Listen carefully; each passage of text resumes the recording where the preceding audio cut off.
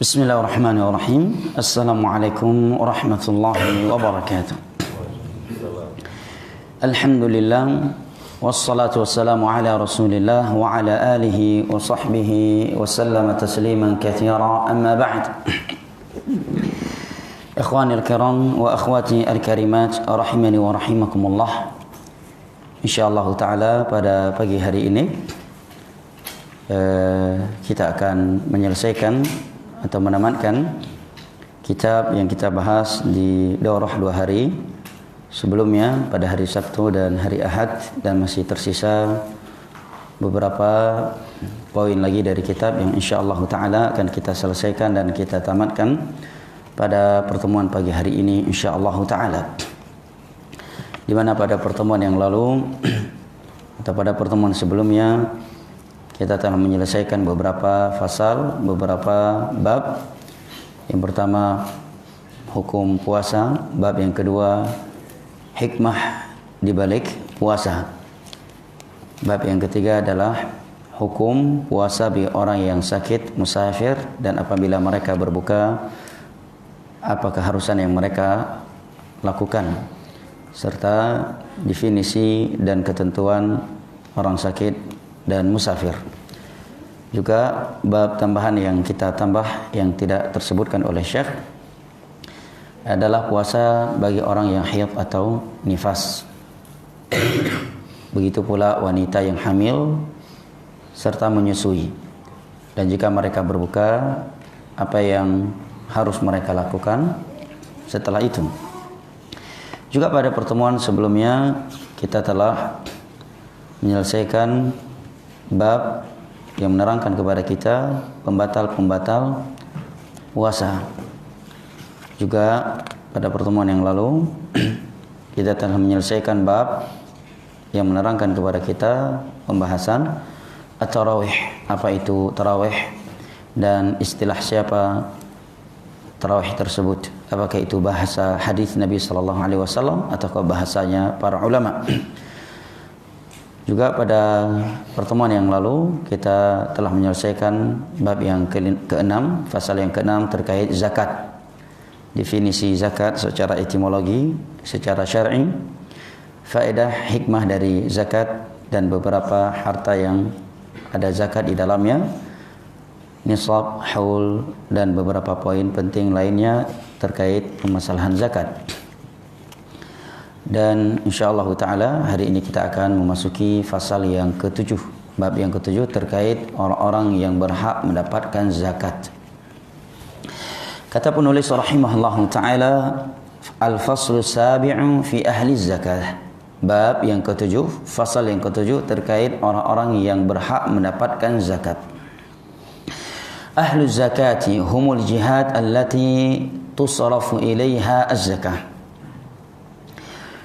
Waqad tawalla Allah azza wa jal bayanaha binafsihi. Terkait orang-orang yang berhak diberikan zakat, harta zakat diberikan kepada mereka, itu telah diterangkan oleh Allah Jalla wa Ala langsung di dalam firman-Nya.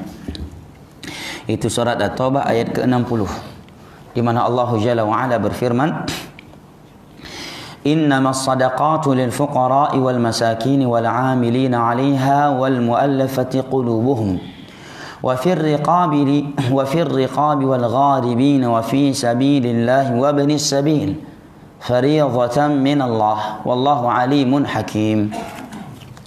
Sesungguhnya sedekah itu, zakat itu hanya diberikan kepada kaum fuqara, orang fakir, kaum miskin, wal 'amilina 'alaiha. Yang ketiga adalah amil zakat. Yang keempat adalah al-mu'allafati qulubuhum. Siapa itu al-mu'allafati qulubuhum? Berikut ini akan diterangkan oleh Syekh rahimahullah. Yang kelima adalah wafir riqab, memerdekakan budak sahaya. Juga masuk ke dalam ini adalah melepaskan tawanan dari kalangan kaum muslimin yang ditawan oleh orang-orang kafir.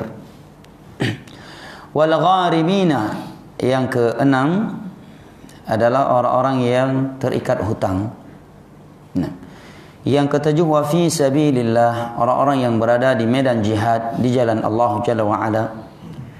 Dan yang kedelapan adalah wa banis sabil, seorang musafir.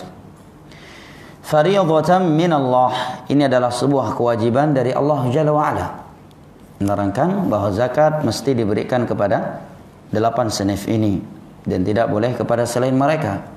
Dari mana kok bisa dipahami tidak boleh untuk selain mereka? Kata para ulama, dari sisi konteks ayat di mana Allah Jalla wa Ala berfirman innama.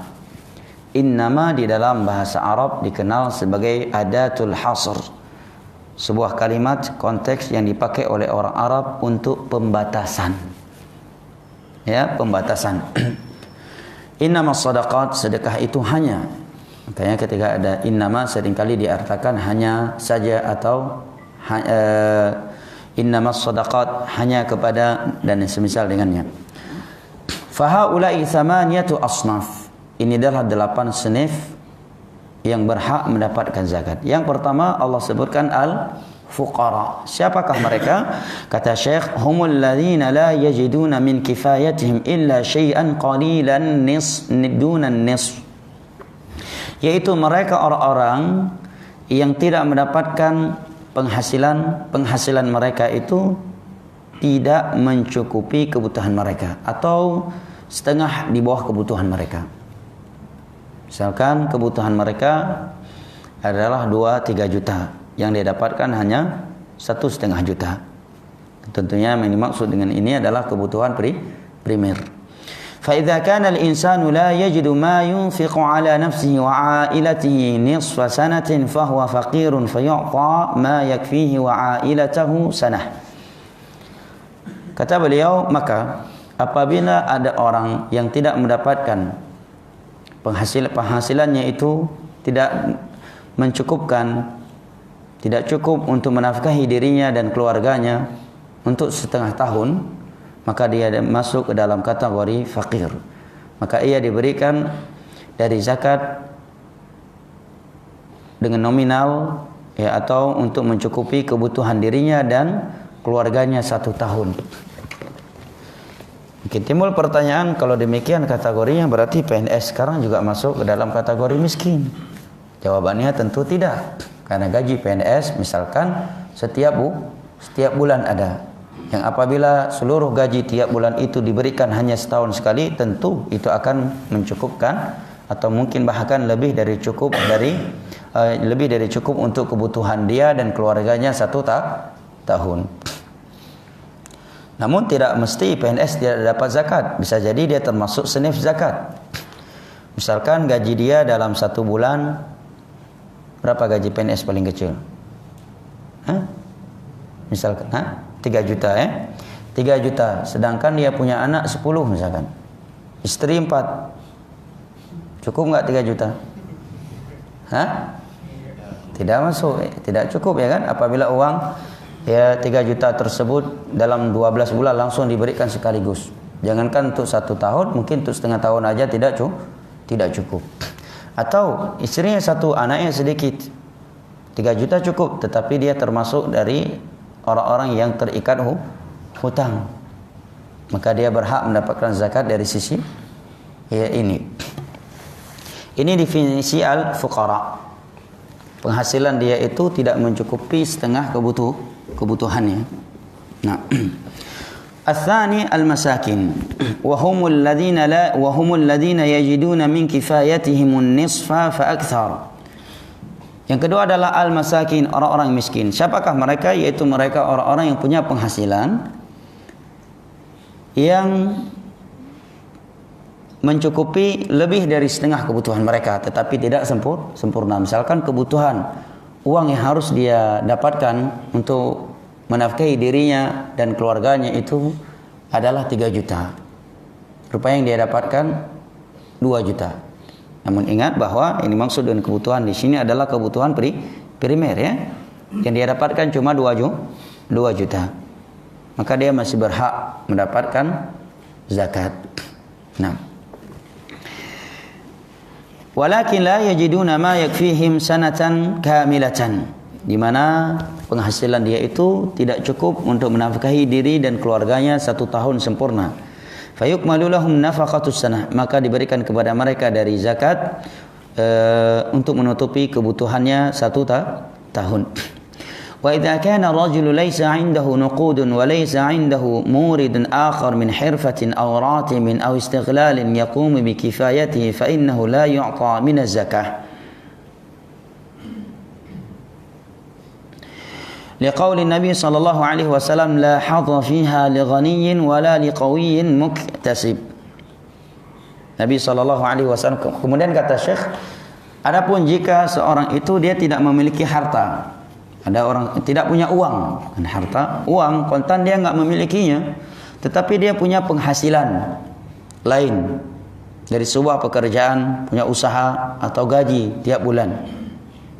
Au istighlal yaqumu bi kifayatihi fa innahu la yu'ta min az-zakah.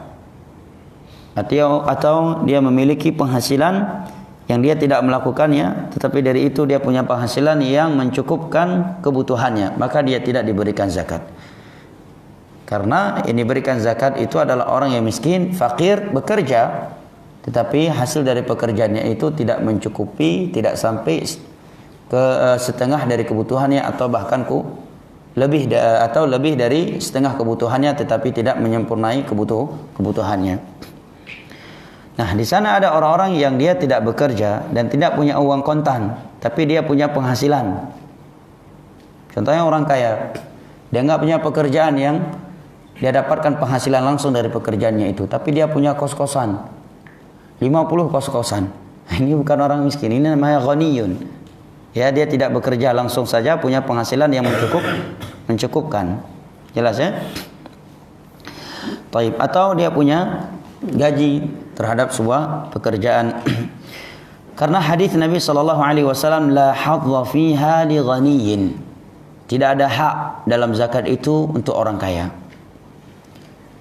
Ini yang dimaksud dengan ini, sebagian ulama berpendapat adalah zakat yang wajib. Adapun sedekah sunnah, pendapat yang rajih itu boleh dimakan oleh orang kaya dan boleh dimakan oleh ahlul bait. Ya. Karena ulama sepakat kalau zakat yang wajib itu tidak boleh dimakan oleh orang yang kaya dan orang yang mereka dari keturunan ahlul bait. Adapun sedekah sunnah, maka yang rajih boleh dimakan oleh orang kaya dan juga boleh dimakan oleh ahlul bait. Demikian pendapat sebagian ulama, dan itu yang dikuatkan oleh Syekhuna Abdurrahman Al-Adini faqihul Yaman rahimahullahu taala wa kataba lahu syahadah. Wala liqawiyyin muktasib.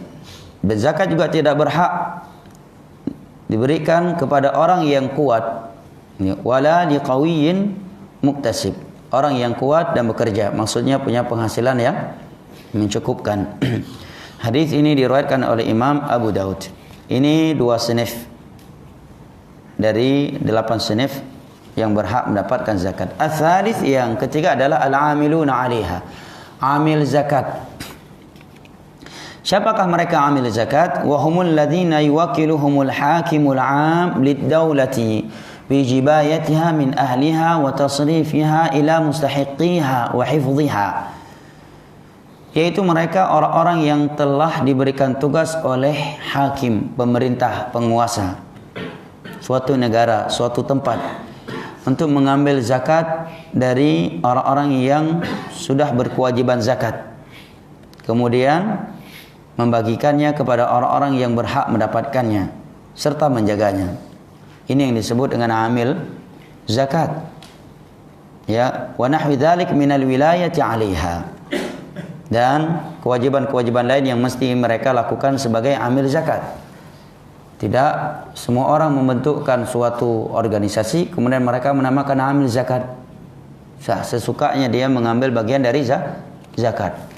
Satu pesantren ya membuka ya program penerimaan zakat, langsung mereka menamakan dirinya sebagai amil zakat, maka mereka mengambil bagian dari itu tidak berhak. Ya, atau misalkan kita sekarang jamaah suatu pengajian, kita bentukkan menerima zakat. Kemudian langsung kita katakan, langsung sebagian dari kita mengambil hak darinya dengan alasan dia amil zakat. Tidak demikian. Amil zakat adalah mereka orang-orang yang ditunjuk oleh negara secara formal. Kenapa demikian? Karena kalau setiap kelompok, setiap organisasi, setiap ormas membentukkan atau menjadikan diri mereka sebagai amil zakat, maka ini akan terjadi keganjalan, akan terjadi banyak kekacauan karena tidak berada di bawah pantauan yang formal. Fayu'tawna minaz zakati biqadri amalihim wa in kanu aghniya. Amil zakat mereka berhak mendapatkan zakat sekadar amalan mereka sekalipun mereka orang kaya. Nah, namun sekali lagi amil zakat adalah mereka yang dibentukkan oleh negara. Karena sebagian kita ada yang bermudah-mudahan menamakan dirinya sebagai amil zakat. Ini sering terjadi kapan? Pada zakat fitrah sebagian daerah, ya kan? Yang alasan amil zakat. Akhirnya dia pun mengambil dari beras tersebut dalam keadaan dia kaya. Memang ya amil zakat berhak mendapatkan zakat sekalipun dia orang kaya, tapi amil zakat adalah mereka yang diberi tugas khusus formal resmi oleh negara. Dan itu pun dalam zakat selain zakat fitrah.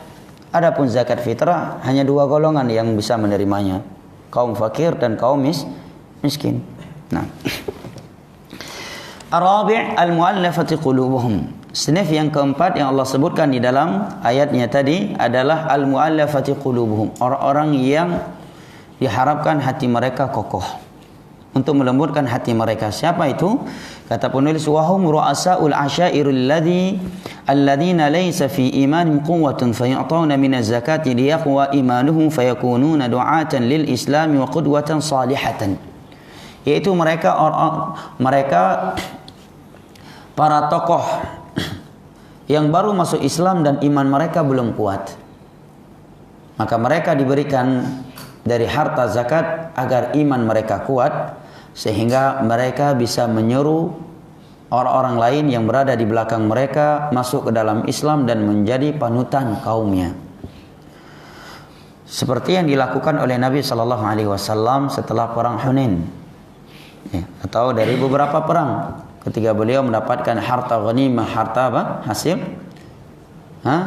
perang, bukan rampasan perang. Islam tidak pernah merampas harta. Hasil perang. Maka Nabi memberikan kepada beberapa orang yang masuk Islam dari tokoh Quraisy, dan mereka adalah orang-orang kaya, sampai terjadi sesuatu di hati para sahabat Nabi.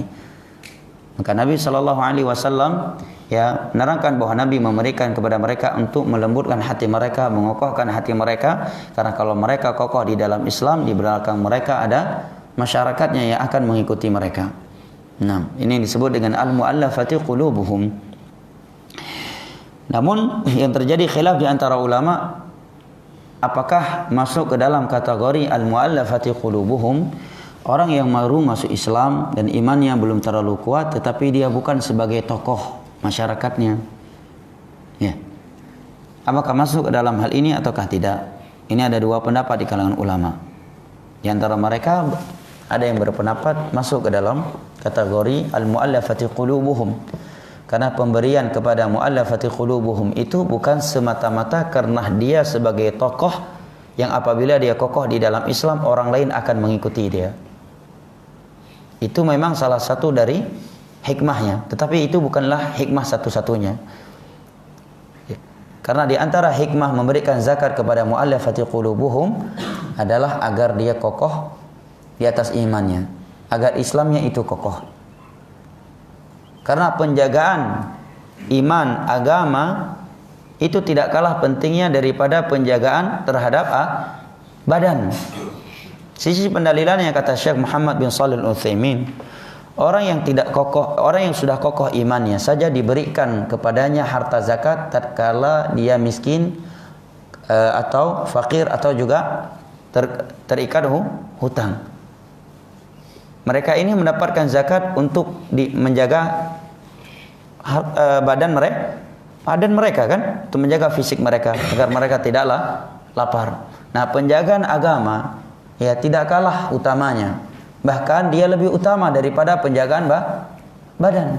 Maka dari sisi itu mereka diberikan, walaupun mereka kaya, karena dengan mereka diberikan zakat, mereka akan semakin cinta kepada Islam ini. Sebagian ulama berpendapat tidak berhak, mereka tidak berhak diberikan zakat apabila mereka bukan tokoh. Karena al-mu'allafati qulubuhum itu diberikan semata-mata karena mereka sebagai tokoh, dengan mereka kokoh di atas Islam, ini akan menyebabkan masyarakatnya mengikuti mereka. Kecuali mereka masuk ke dalam kategori salah satu dari 7 sinif berikutnya, maka barulah mereka berhak mendapatkan zakat. Wallahu a'lam bishawab. Yang rajih adalah yang ini. Nah, al-khamis, yang kelima adalah ar-riqab. Riqab dari kata rukbah, bermakna leher. Tapi maksudnya di sini adalah perbudakan. Nah, mereka diberikan zakat untuk memerdekakan mereka dari perbudakan. Masuk ke dalam hal ini juga adalah melepaskan tawanan dari kaum muslimin yang ditawan oleh musuh. Nah, yang keenam adalah al-gharimun, yaitu mereka orang-orang yang terikat hutang. Wahum al-madinun atau al-mudayyanun. Idza lam yakun lahum ma yumkin an yufu minhu diwanahum. Itu orang-orang yang terikat dengan hutang tatkala mereka tidak memiliki harta yang dengannya mereka bisa melunasi hutang mereka. Mungkin ada yang bertanya, kok bisa orang yang mendapatkan hutang, orang yang punya hutang berhak mendapatkan zakat? Maka jawabannya yang pertama, Allah yang menyatakan mereka berhak. Yang kedua, tekanan mental, tekanan batin. Orang yang memiliki hutang itu tidak kalah besarnya dengan tekanan mental, batin orang-orang yang miskin, fakir, atau mu'allafati qulubuhum. Karena orang yang punya hutang itu sangat beban pikirannya, sangat tertekan batinnya, sangat tertekan mentalnya. Bahkan mungkin dia tidak berani bebas di luar rumahnya karena memiliki hutang yang sangat banyak. Tentunya kalau ini orang yang memiliki hutang tersebut masih punya sifat malu. Ada orang yang memang sudah punya penyakit suka berhutang, dia nggak merasa malu dengan banyaknya hutang. Bahkan dia hidup dengan gaya seakan-akan orang yang berhutang kepada dia. Padahal kalau diaudit, hutangnya itu bisa membuat dia tenggelam. Sudah sampai ke lehernya hutangnya. Nah, ada orang-orang yang punya penyakit seperti ini. Namun menjadi pembahasan hutang, apa standar hutang yang dengannya seorang berhak mendapatkan zakat. Apabila dia berhutang untuk kebutuhan primernya, maka para ulama sepakat dia berhak mendapatkan zakat.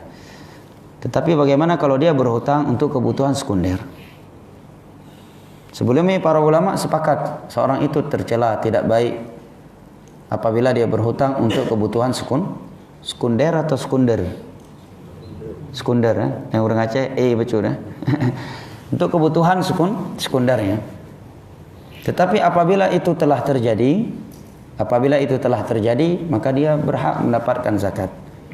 Karena dia masuk ke dalam keumuman kategori orang yang berhutang. Dan nasihat para ulama terkait orang yang berhutang untuk kebutuhan sekunder itu dirinci, dilihat orangnya. Apabila diberikan kepadanya zakat untuk melunasi hutangnya itu untuk kebutuhan sekundernya, itu membuat dia menjadi semakin bermudah-mudahan di dalam berhutang, maka lebih baik untuk tidak diberikan. Jelas ya? Ya, dilihat orangnya. Baik. Dan seperti yang kita sebutkan tadi, orang yang punya hutang masuk ke dalam sekian senif zakat. Yang pertama karena Allah Jalla wa'ala yang memasukkan mereka. Yang kedua karena memang tekanan mental, tekanan batin orang yang punya hutang itu tidak kalah besarnya dengan tekanan mental, batin orang yang miskin atau fakir. Betul nggak?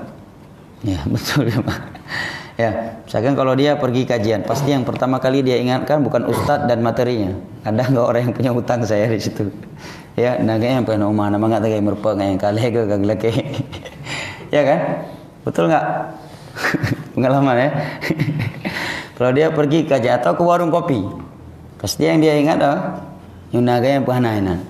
Yung nagay nama nggak tagay tang hidup pulam yung naja melong yang kena bayu. Kalimangga ketagi. Ya. Beban dia. Baik. Kecuali orang-orang yang punya rasa malu lagi, udah muka tembok. Yang nama leli gitu. Baik. Wa in kanu, dan perlu kita pahami bahwa hutang secara hukum asal dia bukanlah tercela. Tidaklah tercela. Tapi yang tercela itu adalah bermudah-mudahan hutang, bersulit-sulitan bayar. Kenapa demikian? Karena Nabi SAW dalam hidupnya pernah berhutang. Bahkan beliau wafat SAW masih punya hutang kepada seorang Yahudi dengan jaminan topi perang. Tetapi hutang Nabi SAW itu bukan untuk kebutuhan sekunder. Bahkan sebagian utang Nabi SAW itu untuk orang lain, untuk membantu orang lain. Yang menjadi masalah adalah bermudah-mudahan dengan hutang, bersulit-sulitan membayar. Dan Nabi SAW bersabda, "Matlul ghani zulmun." Menunda bayar hutang dalam keadaan yang sudah mampu adalah sebuah kezaliman. Yang dikira oleh orang yang susah bayar hutang itu dengan tidak ditagihnya hutang tersebut oleh pemilik hutang, dia bisa hidup bebas. Dia masuk ke dalam kategori orang yang zalim, dan orang yang zalim tidak akan pernah bisa lari dari Allah Jalla wa Ala. Di dalam sebuah hadis yang diriwayatkan oleh Al-Imam Al-Bukhari dari Abu Musa Al-Asy'ari radhiyallahu anhu, Nabi bersabda, "Innallaha la yumli lidh-dhalim, fa idza akhadhahu lam yuflit." Sesungguhnya Allah itu terkadang mengundur-undur azabnya kepada orang yang zalim. Maka apabila Allah menyiksanya, maka Allah tidak akan membiarkan dia lepas darinya. Dan bisa-bisa dia memakan harta haram. Karena Nabi SAW menyatakan, "La yahillu malu muslimin illa bi thibatin min nafsi." Tidak halal harta seorang muslim kecuali dengan tulus dari hatinya. Dia sudah punya kemampuan membayarnya. Waktu tempo telah datang, tetap saja dia tidak membayarnya. Tentu ini tidak akan membuat pemilik hutang tersebut tulus memberikannya. Dan harta yang zalim itu, kata para ulama, kata Allah Jalla wa Ala dalam Al-Quran di dalam surat An-Nisa, "Innama ya'kuluna fi butunihim nara." Adalah bara api dimasukkan oleh seseorang ke dalam perutnya. Saking besarnya permasalahan utang ini, Nabi SAW bersabda, "Inna nafsal mu'min mu'allaqatun bidaini." Ruh seorang mukmin itu terikat dengan hutangnya. Kayak pernah Nabi SAW tidak mensalati orang yang masih punya hutang. Sampai ada yang menjamin bahwa dia yang akan melunasinya. Maka masalah hutang masalah besar di dalam Islam. Jangan sampai seorang hidup dengan tenang, nyaman tanpa membayar hutang dalam keadaan dia sudah mampu. Dan jika dia punya hutang tetapi dia jujur ingin melunasinya, tetapi dia belum memiliki kemampuan, niscaya Allah akan membantunya. Karena Nabi SAW bersabda, "Thalathatun 'ala Allah ya'unuhun." Ada 3 jenis manusia yang pasti akan dibantu oleh Allah Jalla wa Ala. Yang pertama, kata Nabi, "An-nakih yuridul 'afaf." Orang yang ingin menikah dengan tujuan menjaga kehormatan dirinya. Kalau dia jujur ingin menikah dengan tujuan menjaga dirinya agar tidak jatuh ke dalam syahwat yang muharram, pasti Allah akan bantu dia.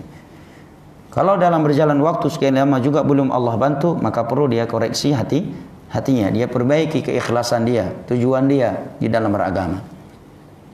Yang kedua, al-mukatib adalah budak sahaya yang telah berjanji dengan majikannya untuk memerdekakan dirinya dengan suatu kesepakatan.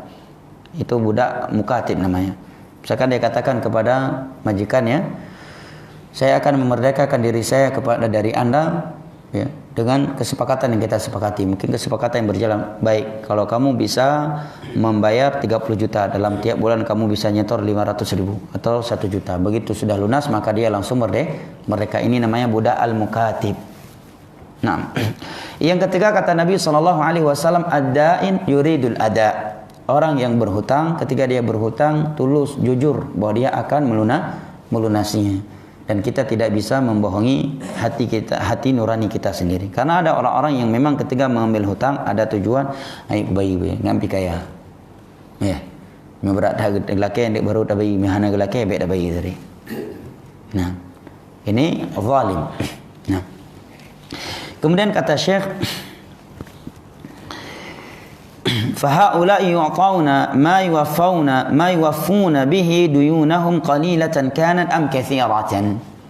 Orang-orang yang punya hutang itu terikat utang, diberikan zakat dengan nominalitas atau agar mereka dapat melunasi hutang mereka, apakah hutang mereka itu sedikit ataukah banyak. Sekalipun dari satu sisi mereka adalah orang-orang yang kaya.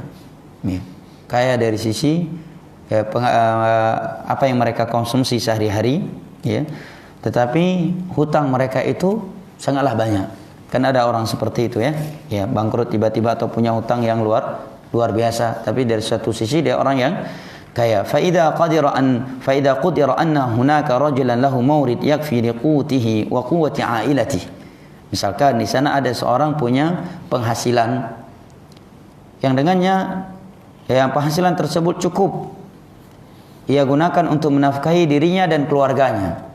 Tetapi dia punya utang yang tidak mampu dia lunasi dengan penghasilan dia tersebut. Kan dia punya penghasilan dalam sebulan 5 juta. 5 juta memang pas-pasan untuk kebutuhan dirinya dan keluarganya. Yang apabila dia ambil dari 5 juta tersebut untuk melunasi hutangnya, maka anak istrinya akan kelaparan. Maka ini masuk ke dalam kategori orang yang punya utang yang berhak mendapatkan zakat. Kemudian ulama khilaf, apabila yang punya hutang tersebut adalah orang tua atau anak, maka apakah berhak dia mendapatkan, apakah boleh dia memberikan zakat kepada anak atau orang tuanya? Jelas ini pertanyaannya. Misalkan kita, di antara kita sudah berkewajiban mengeluarkan zakat. Dia lihat bapak dan anaknya itu terikat utang. Apakah boleh anak atau orang tua mendapatkan zakat untuk membayar hutangnya? Sebagian ulama berpendapat tidak boleh diberikan zakat karena yang diberikan kepada mereka nafkah. Dan bahkan dia bisa berdosa kalau anak dan orang tuanya berhutang karena kemiskinan. Mestinya dia memberikan nafkah kepada mereka sehingga mereka terikat dengan hutang. Sebagian ulama berpendapat boleh. Ya, sebagian ulama berpendapat boleh karena keumuman orang yang terikat dengan hutang. Sebagian yang lain merinci. Pendapat yang ketiga merinci, dilihat apa sebab mereka berhutang. Kalau mereka berhutang karena miskin, kefakiran yang sebabnya karena si anak tidak memberi nafkah kepada mereka, maka mereka tidak boleh diberikan zakat. Tetapi yang diberikan kepada mereka adalah nafkah. Dan seorang anak telah berdosa karena orang tua atau anaknya itu berhutang atas kemiskinan mereka dan tidak diberikan karena dia yang tidak menafkahi mereka. Nah, yang ketiga ini lebih kuat, wallahu a'lam bishawab. Pertanyaannya, apabila kita mengetahui seseorang punya hutang, apakah kita boleh langsung pergi kepada orang yang memberikannya hutang tanpa memberitahukan kepadanya terlebih dahulu bahwa kita akan melunasi hutang dia ataukah tidak? Maka kata Syekh bin Shalih Al-Utsaimin rahimahullahu taala, tidak mengapa. Tidak mengapa, karena khawatir terkadang kalau kita memberikan kepada dia, bisa jadi dia tidak melunasi hutangnya, justru dia akan gunakan untuk yang lain. Maka kata Syekh tidak mengapa, tidak disyaratkan harus diketahui oleh orang yang punya hutang. Nah, yang ketujuh adalah fi sabilillah.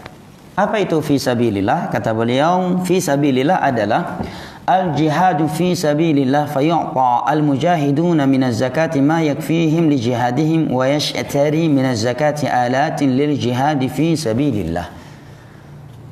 Yaitu jihad di jalan Allah Jalla wa Ala. Nah, di sini perlu kita berikan catatan terkait apa itu jihad di jalan Allah. Karena di hari-hari ini begitu mudah sebagian orang menamakan suatu aksi itu sebagai aksi jihad, walaupun secara agama sebenarnya itu adalah aksi pemberontakan. Aksi pelengseran yang telah dilakukan oleh kaum Khawarij di masa terdahulu dan diperangi oleh kaum muslimin bersama penguasa mereka di masa itu, di masa Khalifah Ali bin Abi Thalib radhiyallahu anhu dan sebelumnya Utsman bin Affan. Nabi SAW ketika ditanya tentang ada orang yang berperang hamiyatan karena semangat jahiliyahnya untuk membela organisasinya, membela kelompoknya. Ada yang berperang riaan, ria untuk dikatakan sebagai pahlawan. Ayyuhum fi sabilillah, siapakah di antara mereka yang dikatakan mujahid di jalan Allah wahai Rasulullah? Maka beliau menjawab, man qatala litakuna likalimatullah yal ulya fahuwa fi sabilillah. Barang siapa yang berperang demi menegakkan tauhid di muka bumi Allah Jalla wa Ala, kalimat Allah la ilaha illallah, agar kesyirikan tidak lagi terjadi di muka bumi ini, agar manusia mentauhidkan Allah, menjalankan agama Allah, maka dialah di jalan Allah Jalla wa Ala. Dialah yang disebut mujahid di jalan Allah. Hadis riwayat Al-Imam Al-Bukhari dan Muslim dari Abu Musa Al-Asy'ari radhiyallahu anhu. Dari sini jelaslah bagi kita definisi jihad di jalan Allah. Maka sungguh bukanlah jihad sebuah aksi tujuannya untuk memenangkan partainya, untuk memenangkan sebagian orang. Ya. Dan ini yang membuat fitnah ya kita di Indonesia. Ya. Padahal pertikaian terjadi demi nilai-nilai politik. Ya. Lawan yang ingin dia serang juga kaum muslimin. Kalau dikatakan di dalamnya ada orang-orang kafir, di kubu yang berikutnya juga tidak sedikit orang-orang kafir di dalamnya. Ya, 11 12. Tibelah 12 beda haji. Ya. Tiba-tiba mengangkat bendera jihad. Ya, hanya dikarenakan mengucapkan Allahu Akbar langsung suatu aksi menjadi jihad. Ya, kalau kayak gitu maling ayam juga bisa kan? Sambil maling ayam, dia sebelum maling ayam salat subuh dulu. Ya, setelah maling ayam sambil dikejar oleh orang kampung, dia lari mengucapkan Allahu Akbar. Ini yang aneh, sebagian adik-adik kita mahasiswa sambil melempari kantor gubernur mengucapkan Allahu Akbar. Bahkan yang lebih parah lagi, ya, andai kata tidak menimbulkan fitnah akan saya sebutkan nama tempatnya. Ada orang sambil melempari masjid, dia ucapkan Allahu Akbar. Masjid Iroh ngebate Allahu Akbar kan. Akhirnya alhamdulillah ada aparat keamanan dari suatu institusi marah, ditangkap sebenarnya. Jahat aku memang enggak sholat, tapi enggak sampai melempari masjid sambil mengucapkan Allahu Akbar. Ditarik dia, dimasukkan ke dalam mobil, caca-caca, ditendang-tendang sama aparat keamanan. Ya, aparat keamanan ini bilang, jahat aku, walaupun aku enggak sholat, jarang ke masjid, tapi aku enggak sampai seperti kau lemparin masjid sambil mengucapkan Allahu Akbar, ditendang-tendang akhirnya sama aparat keamanan. Itulah syubhat jemaah. Syubhat. Makanya para ulama katakan, ya penyimpangan dikarenakan syubhat itu jauh lebih berbahaya daripada pelanggaran agama yang bersifat syahwat. Karena orang yang melakukan pelanggaran agama karena syahwat, rata-rata mereka sadar bahwa dirinya itu sedang berbuat salah. Rata-rata demikian kan? Orang yang berzina tahu dirinya salah. Minum khamar tahu dirinya salah. Tapi orang yang kena syubhat karena doktrin agama yang keliru, syubhat yang nyantol di dalam kepalanya, itu akan melakukan hal-hal yang orang punya akal sehat terkadang menilainya itu sungguh perbuatan yang keji. Tapi di waktu yang sama orang yang melakukannya mengharapkan syurga Allah Jalla wa'ala dengan aksinya tersebut. Apa contoh paling akurat dan paling membingungkan, yang paling membingungkan kita jemaah? Apa kira-kira? Suatu aksi, ya sebagian orang mengharap syurga dan aksinya tersebut. Di waktu yang sama orang yang masih punya akal sehat bingung menilai aksi tersebut kok bisa dijadikan sebagai pintu syurga. Aksi apa kira-kira? Bunuh diri. Itu masih mending. Membunuh Utsman bin Affan dan Ali bin Abi Thalib radhiyallahu anhu. Ya enggak? Ya? Sejahat-jahat preman sekarang, saya kira enggak ada yang datang ke masjid mukul ustaz. Betul ya? Atau walaupun ada mungkin agak lumrah. Ada preman habis mabuk lewat ustaz dipukul sama dia. Itu lumrah. Ya karena dia memang preman, ya kan? Ya. Mungkin karena dia lagi mabuk, ada ustaz lewat yang terlihat oleh matanya buaya. Ini memang orang mabuk kan? Dipukul oleh dia. Lumrah kalau ada preman mukul ustaz. Tapi jamaah yang dimuliakan Allah, yang membunuh Utsman bin Affan, yang membunuh Ali bin Abi Thalib, mereka berjenggot, berpenampilan sunnah, mereka penghafal Al-Quran, mereka puasa Daud, mereka sholat 5 waktu, bahkan tahajud mereka itu mengalahkan tahajud keumuman para sahabat Nabi SAW. Bayangkan, mereka dengan kondisi seperti itu rela membunuh Utsman bin Affan dan Ali bin Abi Thalib radhiyallahu anhuma, dan dengan itu mereka mengharap surga. Kan luar biasa berarti. Pada Utsman bin Affan ada khulafa ar-rasyidun, kedua-duanya menantu Nabi sallallahu alaihi wasallam. Utsman telah menikahi 2 putri Nabi sallallahu alaihi wasallam setelah wafat salah satu dari mereka. Ali bin Abi Thalib beliau menantu Nabi sallallahu alaihi wasallam sekaligus sepupunya Nabi sallallahu alaihi wasallam. Anak paman kandung beliau. Dan kondisi dua sahabat ini ketika dibunuh adalah kondisi yang mungkin preman saja nggak rela membunuh orang yang sedang beraktivitas seperti itu. Utsman sedang baca Al-Quran. Beliau sedang baca Al-Quran, jamaah haji atau umrah atau yang sangat banyak yang berada di Masjid Nabawi dikerahkan kepada rumah Utsman. Sehingga ketika jumlah manusia yang begitu banyak datang ke rumah Utsman, sebagian mereka tidak tahu untuk membunuh Utsman. Maka para sahabat yang ada di Madinah waktu itu hanya bisa diam, tidak bisa buat apa-apa lagi. Ya, Utsman waktu itu di tangannya mushaf Al-Quran. Sedang baca Al-Quran. Abu Hurairah datang bawa pedang. Utsman bertanya, "Pubuk kena Abu Hurairah? Kena jaga ron tu Abu Hurairah." Ya oh, baik tampi ru darah kaum muslimin dengan pideng ron. Ini jawaban dari Utsman. Pulang kamu wahai Abu Hurairah. Jangan sampai ada darah orang muslim yang tumpah. Padahal kata para ulama, andai kata Utsman menumpahkan darah mereka, maka sah dalam Islam karena mereka sebagai pemberontak. Tapi Utsman tidak mau ada yang korban. Biar beliau sendiri yang korban. Karena memang kondisi sudah sangat mencekam. Andai kata dilakukan perlawanan, maka pertumpahan darah sangat luar biasa dan Utsman tetap akan terbunuh. Beliau ditusuk sekian kali dengan pedang oleh orang-orang yang salat 5 waktu. Yang sangat banyak ibadah sunnah mereka. Penghafal Al-Quran, ya, ditusuk berulang kali, dan di tangan Utsman mushaf. Dan Ali bin Abi Thalib radhiyallahu anhu dibunuh oleh Abdurrahman bin Muljam. Penampilannya penampilan sunnah.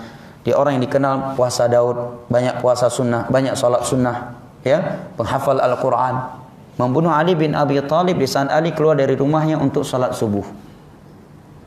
Apa yang membuat mereka berani melakukan yang demikian jemaah? Karena syubhat. Makanya dakwah salaf itu dari dulu sampai akhirnya dan sampai hari kiamat nanti, insyaallah taala mereka selalu tegas dan selalu fokus membantah ahlul bidah, menjawab syubhat-syubhat yang menyimpang dalam agama. Karena kata Ayyub As-Sikhtiyani, tidaklah ada satu ahlul bidah kecuali ujung-ujung perkaranya itu angkat pedang.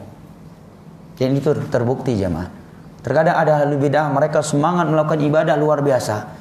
Kita lihat orangnya Masya Allah. Tapi ketika bersikap terkadang dia rela menimpahkan darah seorang muslim dengan alasan jihadlah dan seterusnya. Nah, syubhat dia.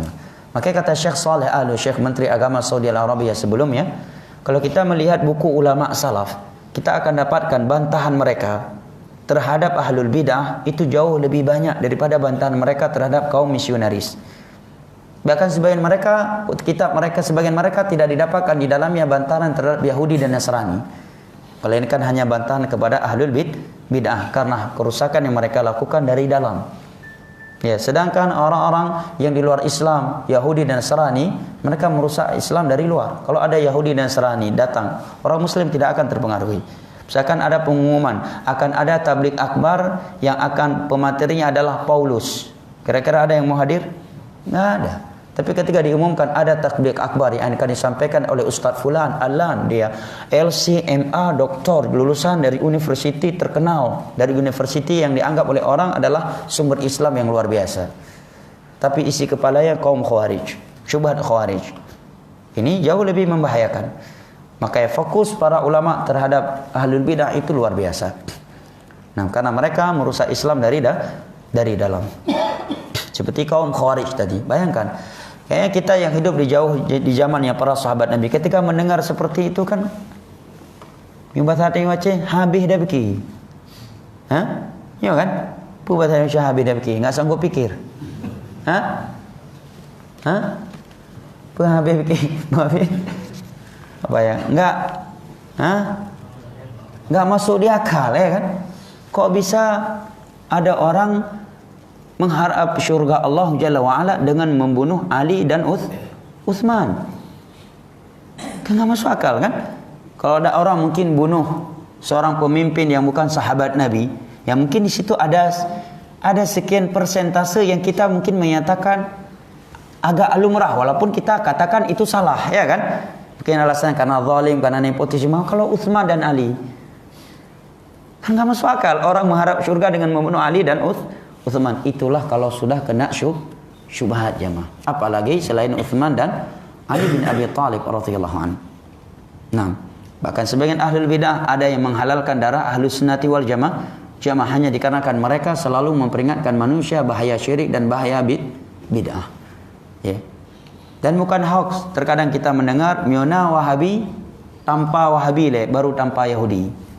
Ya, tengah pelit Yahudi atau Wahabi merpa Wahabi pelit Wahabi le baru pelit Yahudi. Itu pun dengan tanda kutip. Siapakah yang dimaksud dengan kalimat Wahabi? Dan kita tidak merasa, karena kita yakin, seyakin-yakinnya kelompok Wahabi adalah kelompok yang sesat, menyesatkan. Pelopornya adalah Abdul Wahab bin Abdurrahman bin Rustum yang hidup pada abad kedua dan dakwahnya itu hanya ada di Maroko. Yang pertama kali menyesatkan dia adalah Ali bin Ahmad Al-Lukhami. Nah, di tahun 400 Hijriah.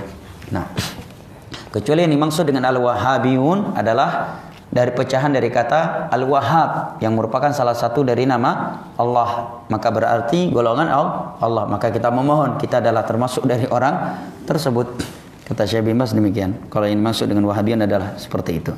Kemudian kata Syekh, mereka diberikan, orang-orang yang berada di jihad di jalan Allah Jalla wa'ala diberikan zakat untuk menutupi kebutuhan mereka di dalam jihad dan membeli alat-alat perang.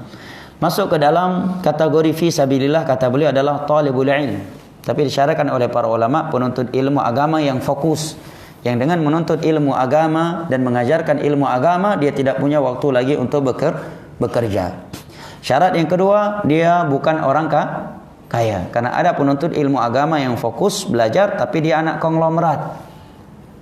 Misalkan dia santri tapi dia ayahnya itu salah satu dari 10 orang terkaya di Indonesia. Ini jangan kamu ngambil zakat, orang yang punya zakat itu diminta beli sama dia. Ya, ini syaratnya. Kenapa? Karena dalam banyak ayat dan hadis kata para ulama, Allah menamakan ilmu agama sebagai jihad, dan manfaat dari ilmu agama itu juga tidak kalah dari manfaat jihad, bahkan terkadang lebih besar manfaat belajar dan mengajarkan ilmu agama daripada jihad semata. Nah, jihad dengan fisik tanpa dakwah. Yang kedelapan adalah Ibnu Sabil, orang yang berada di dalam safar walaupun dia orang kaya. Tentunya ini tergambarkan bagi kita safar di masa Nabi. Orang safar di masa Nabi, misalkan dia orang kaya berangkat dari Yaman ke Madinah. Dia bawa bekal yang hanya mencukupkan dalam perjalanannya. Rupanya di tengah jalan habis bekalnya. Di masa itu kan nggak ada ATM, ya kan? Maka ketika dia turun di suatu tempat, dia kehabisan bekal, dia berhak mendapatkan zakat. Adapun musafir zaman sekarang ya dilihat kondisinya. Kalau dia orang kaya bekalnya habis, tapi punya ATM isinya 2 miliar. Yo hana bekali ya kabepeng hana lepeng lu nabi ada itu ju ayat wa fi sabilillah wa bani sabil. Enggak cocok. Yang isi ATM-nya 2 miliar, yang ngasih zakat ke dia omsetnya cuma 100 juta. Ya, atau 40 juta. Baik, ini 8 senif. Kata Syekh, kemudian Syekh ingatkan tidak boleh memberikan zakat kepada kepentingan umum seperti membangun masjid, ya, memperbaiki kerusakan jalan. Karena Allah Jalla wa'ala menyebutkan mustahik zakat hanya 8 sebagai pembatasan. Ini sering kekeliruan sering keliru dalam hal ini. Memberikan zakat untuk pembangunan masjid, zakat untuk pembangunan sekolah. Dan lebih parah lagi, bukan dalam zakat mal, pada zakat fitrah. Apalagi kalau antum tinggal di sebagian daerah, mereka memaknakan fi sabilillah itu cukup luas. Sampai anak-anak muda tengah pimpin merokok duduk di samping masjid, mereka fi sabilillah, remaja masjid. Fi sabilillah. Ya kan?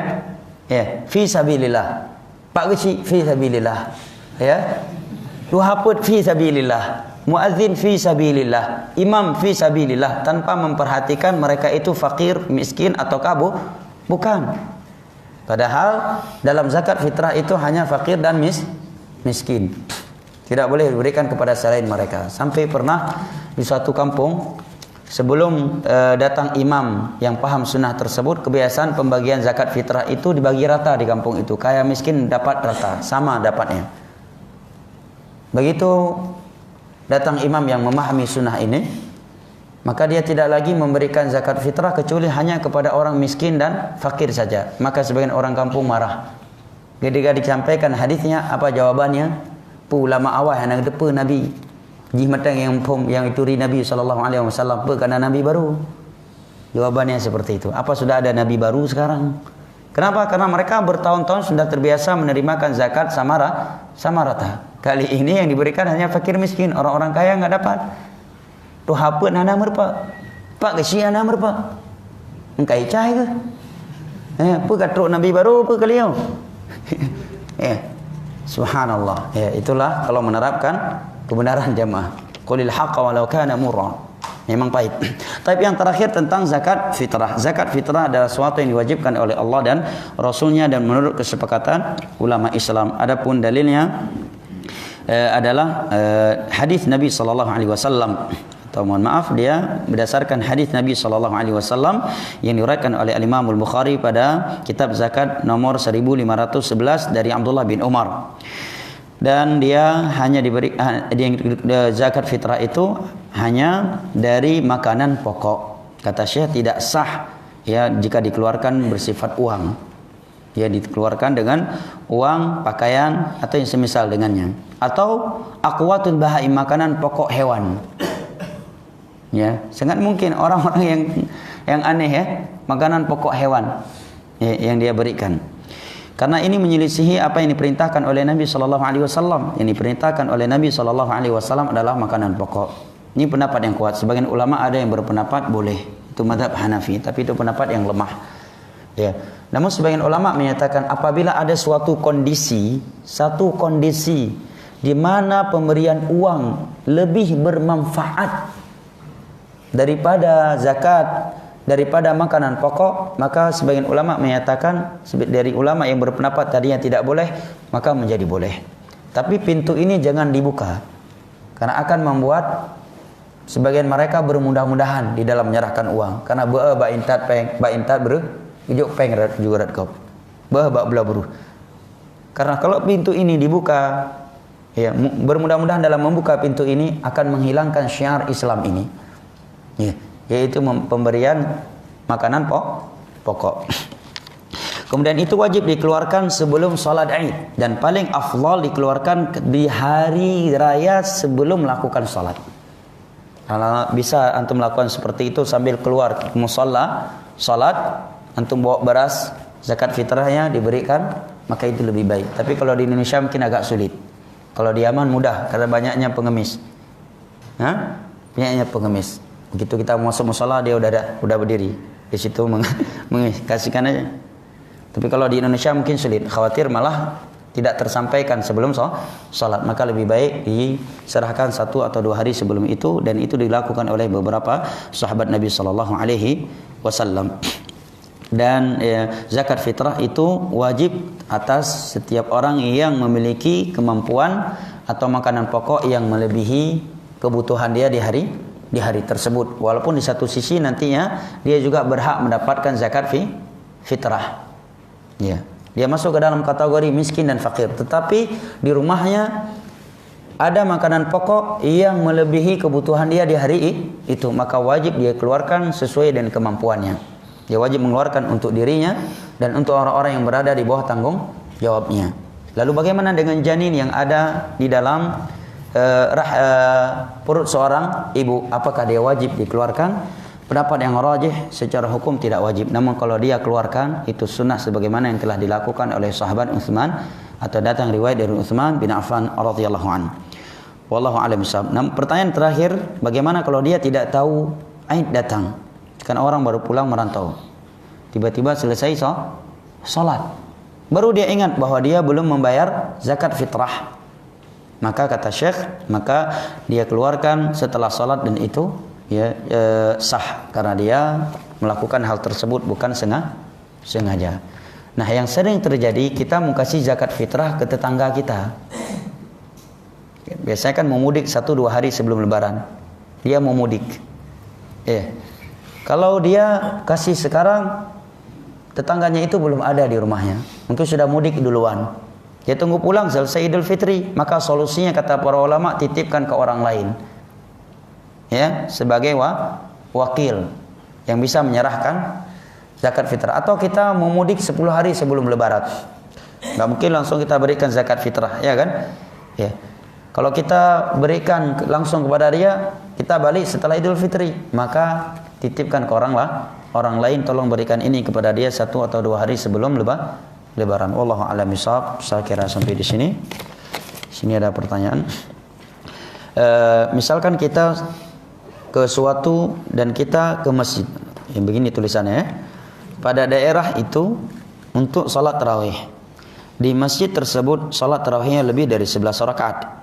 Lebih afdalnya mana? Kita salat 8 rakaat tarawih. Afdalnya Anda sampai selesai salat bersama imam tersebut. Karena yang rajih boleh melakukan salat tarawih lebih dari 11 rakaat. Dan ini telah kita bahas di pertemuan yang lalu. Namun afdalnya 11. Kenapa kita katakan afdalnya dia salat bersama imam sampai selesai? Agar mendapatkan keutamaan salat tarawih bersama imam. Di mana Nabi SAW bersabda, "Man shalla ma'al imam atau man qama Ramadan ma'al imam hatta yansharif kutiba lahu qiyamul lailah." Barang siapa yang salat malam di bulan Ramadan bersama seorang imam sampai selesai, maka dia akan mendapatkan pahala seperti orang yang salat 1 malam penuh. Cuma yang jadi masalah sekarang, kita enggak salat di masjid yang salatnya itu lebih dari 11 rakaat, bukan karena lebih dari 11 rakaatnya, tetapi letak bengik banyak bid'ah. Dia salah-salah di antara 2 rakaat, subhanal malikil ma'bud dan seterusnya.